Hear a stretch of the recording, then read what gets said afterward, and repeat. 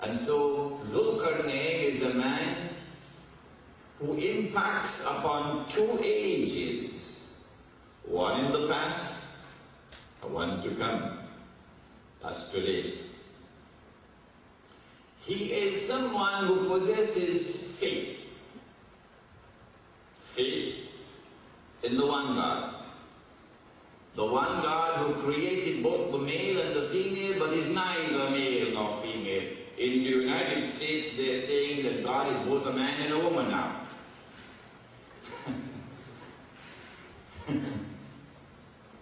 He has faith in the one God, the God of Abraham, besides whom there is no other God. And that God has given him power, divinely bestowed power. When power rests on the foundations of faith, how is that power used? I hope that the PNM is listening. I hope that the UNC might one day also listen. When power rests on the foundations of faith, how is that power used? I do hope someday Washington might listen. Zulkarnain travels in one direction. He's going in the direction of the setting of the sun, so west. And there he comes across a people. He reaches a lake of murky water, deep water, so an ocean, not a little pond. And there he comes across a people. And then Allah addresses him and says, "Oh Zulkarnain, how are you going to relate with these people?" He replied. He said, "Those who are guilty of acts of dhulm." Dhulm? Dhulm is wickedness. It's injustice. It's oppression. Like telling a mountain of lies to attack Iraq. Telling a mountain of lies to attack Afghanistan.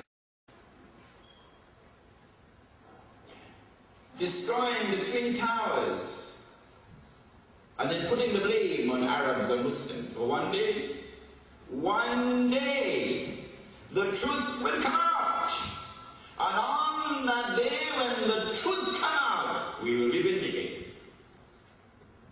Arabs and Muslims did not do it. Zulkarnain says, those who are guilty of acts of dhulm, I'll punish them. And when they return to you, you will also punish them. And so when power rests on the foundations of faith, power is used to punish the oppressor. Tell that to any South African and his heart would vibrate. Tell that to Nelson Mandela and he would shake. When power rests on the foundations of faith, power is used to punish the oppressor. And when the oppressor returns to his Lord, the Lord will also punish him. And so when power rests on the foundations of faith, there will be an essential harmony between this world here under and that world beyond. And then he went on to say that those who have faith and whose conduct is righteous, whether you're black or white, and yes, there are white people who have faith and who will live lives of piety and righteousness. Whether you're black or white or brown or yellow, you will be assisted. I'm going to treat you nicely and you'll be rewarded. And so when power rests on the foundations of faith, the religious way of life would be supported. And there would be an essential harmony between life here and like them. Zulkarnain then traveled in the opposite direction, the rising of the sun, and so eastwards. And there he came across a people for whom we had provided no cover. Cover from what? That's a big question. The translation that was just given, cover from the sunshine. People who are not covered from the sunshine will eventually have their skin pigmented, dark skinned people. Or cover from the elements, so people living a primitive way of life. We don't know which one. How are you going to deal with a primitive people when power rests on the foundations of faith? كَذَلِكَ وَقَدْ أَحَطْنَا بِمَا لَدَيْهِ خُبْرًا.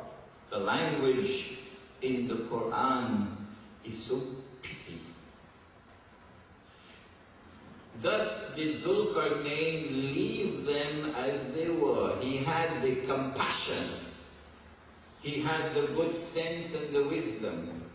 He had the sympathy not to disturb them in their way of life. And then he traveled in a third direction, but the rabbis had not asked for that. But it was understood that that is what they wanted, the third journey. And so Allah sent the answer. You wanted to know about Gog and Magog? I'll tell you about Gog and Magog. When he traveled in the third direction, if we had the time, we could argue that it was north. But this book will give you the evidence. It was north. And there between two mountains, it passed between two mountain ranges, and it is later confirmed that this is the Caucasus Mountains. The Caucasus Mountains, you remember? White, Caucasian mean? How did they get the word Caucasian? Between the Caucasus Mountains, this passageway, there he came across a people لا يكادون يفقهون قولا, whose language could not be understood. But this is a world traveler. He has an army with him. Surely he would understand the language of a people, except when that people had never interacted with the rest of the world. When that people had never had trade and commerce with the rest of the world. When that people had never walked on the stage of history, like China, like Babylon, like Mexico, like Africa. Not these people. Who are